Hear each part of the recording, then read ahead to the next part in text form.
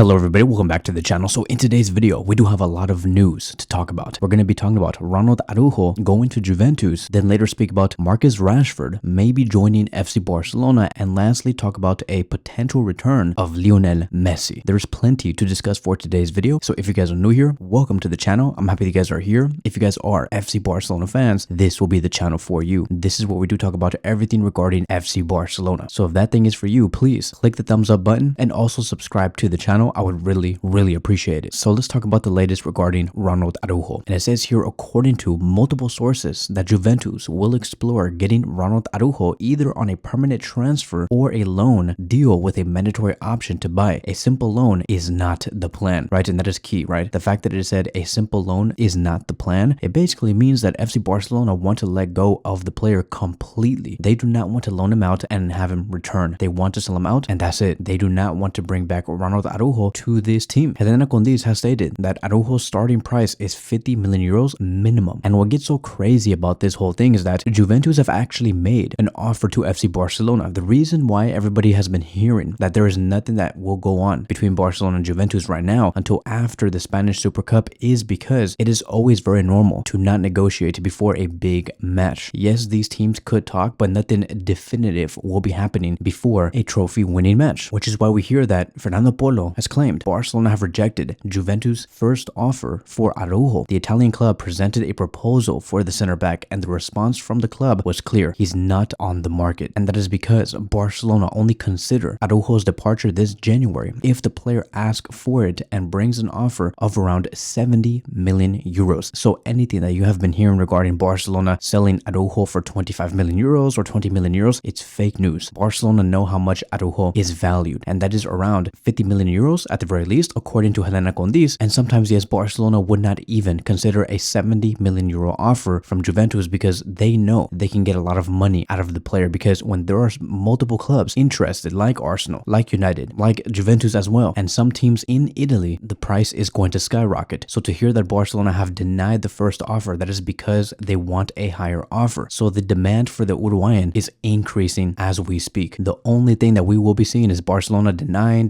this, denying that, rejecting all offers up until after the Spanish Super Cup, and then they will say, okay, now that we do have the value at around 75-80 million euros, now we can negotiate. That is the whole plan of Joan Laporta and the rest of the club. They are going to get the most out of this deal. And let me tell you, Araujo is very open to leaving FC Barcelona. Helena Condis has also said that Araujo is not happy with how Barcelona is trying to bring in Jonathan Tah. Another factor that's coming into this decision is the fact that Araujo has not been getting any chances in the past few weeks, even though he was available. Araujo does not like that. He wants to play. He wants to be in the 11. But as we talked about before, if you want to get into the 11, you have to show to Hansi Flick why you deserve it. You don't just automatically say, I'm going to go into the 11 because look at my name, look at how long I have been playing here, representing this club. You cannot get through it like that. Araujo, to me, it seems like he does not want to fight. He does not want to get through Inigo Martinez nor Kubarsi. And that is the reason why he's just saying, you know what, I'm just going to leave. I'm not even going to try. I want more opportunities. And that is not the type of attitude you should be having, because players like Gavi and Pedri earned their places in the starting 11 after being out for multiple months. So to top it all off, it says here, according to Fabrizio Romano, that Juventus are working on Araujo's deal as the top priority. Juventus are focused on nothing else but for this center back. The negotiations will enter key stages from next week, but as of now, nothing will happen before the Spanish Super Cup. So let me tell you guys, next week on either Monday, Tuesday, or Wednesday, it's going to be huge, and that is what's going to allow for Barcelona to really move in the winter transfer window, because having more than 70 million euros in the winter transfer window is going to be crazy, and Barcelona can do so much. And we'll see what they do, because it does seem like Barcelona are acting fast and they're having everything set up, which is going to lead me towards the next conversation, and that is about Marcus Rashford. It was reported about a day ago, according to Fernando Polo, that Laporta would like to bring in a striker this month, and we're like, okay, what striker? Is it Jokeres? Is it Erling Haaland? Could it be some other striker from Argentina or Brazil? We were really wondering, only to find out the next day, which is today, that Barcelona have decided to go for Marcus Rashford, and they want to get him on loan. Marcus Rashford has so many options, and Barcelona have just entered the race because there are other clubs out there that are interested in Rashford, which includes Juventus, AC Milan, and Borussia Dortmund. And here is going to be a very important detail. Juventus, AC Milan, and Dortmund want to buy Marcus Rashford outright in January. Barcelona is the only club that is offering a loan deal, and a simple loan deal is not a mandatory option to buy at the end and or a optional buy in the end. Barcelona simply just want a loan deal and nothing more. And so it says here that initial direct contacts took place this week between Barcelona and the players' camp, and the same thing can be said with all other clubs. Everything is in early stages and no decision has been made yet. Mateo Moreto has also claimed that Rashford is open to hearing Barcelona's proposal. Arsenal have made contacts with Manchester United about a potential deal for Marcus Rashford, and they value him at 21 million euros. So like we have discussed, teams like Arsenal, Juventus, AC Milan, and Dortmund want to buy the player. And notice how we do have two teams from Italy, a team from Germany, and a team from England, which is Arsenal. I honestly do not think that Rashford is going to want to join a team like Arsenal because it is within the same league, and I believe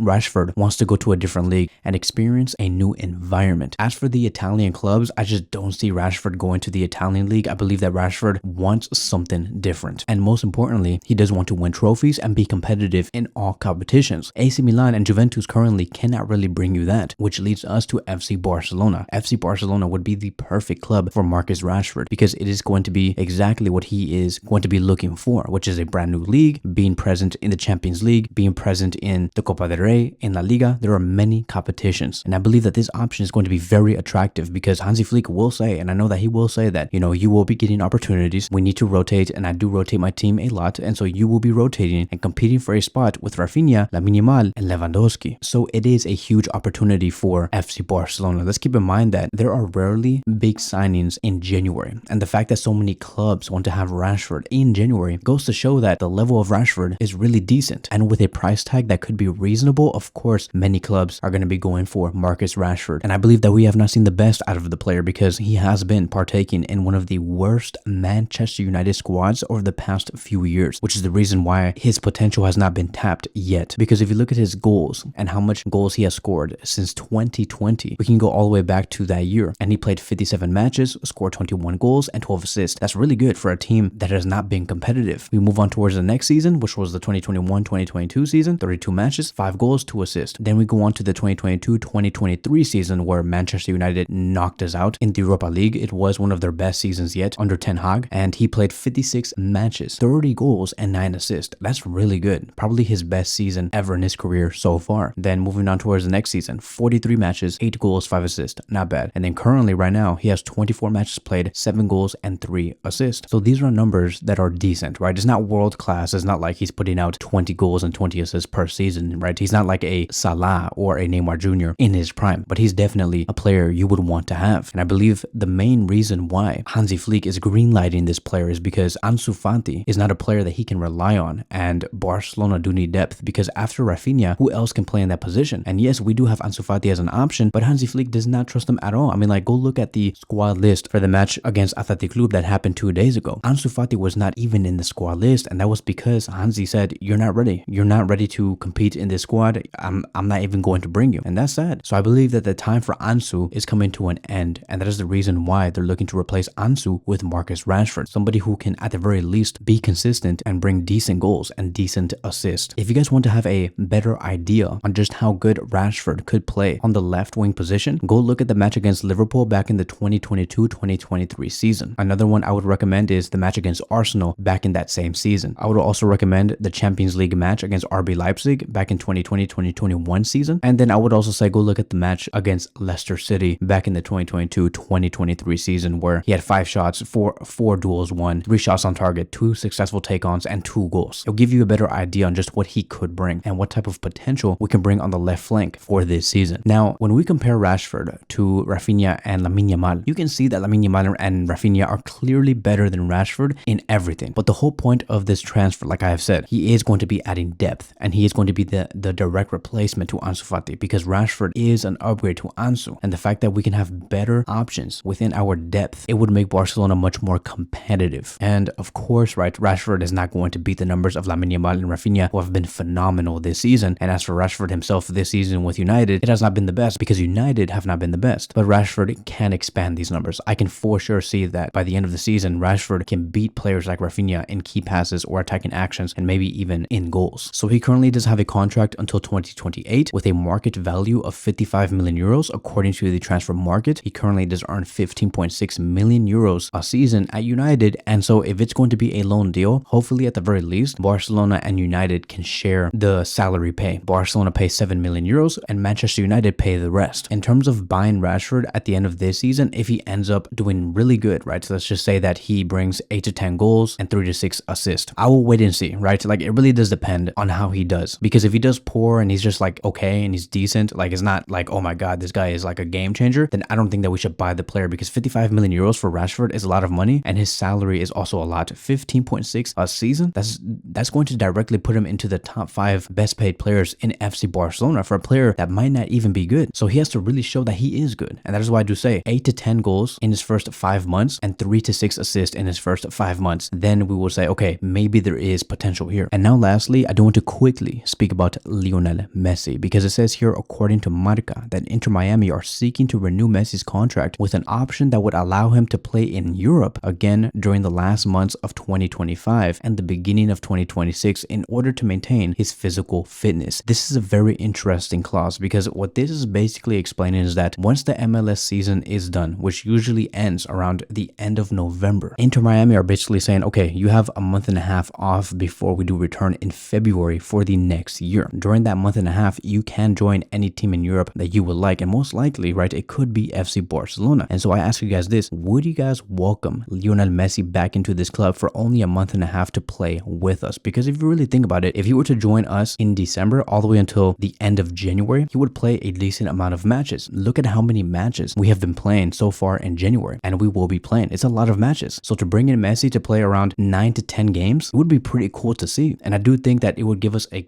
much better send-off before he does fully retire. And he can be given that role where he joins us and he does not have to play every game. Maybe, as a matter of fact, give him about 15 to 20 minutes per match. That would be really fun to see. And he can rotate with Lamine Yamal and so forth. This is something that, once again, we have never seen before. But when it comes to Inter Miami, they're always willing to be innovative and to find new things that makes football a lot of fun. So let me know in the comment sections down below, would you take Messi at the end of 2025 to play with us until January 2026? Especially with the Spotify Camp Nou, it would be beautiful. So that is it. That is going to be wrapping up today's video. Thank you guys so much for watching, and I will see you guys in the next one.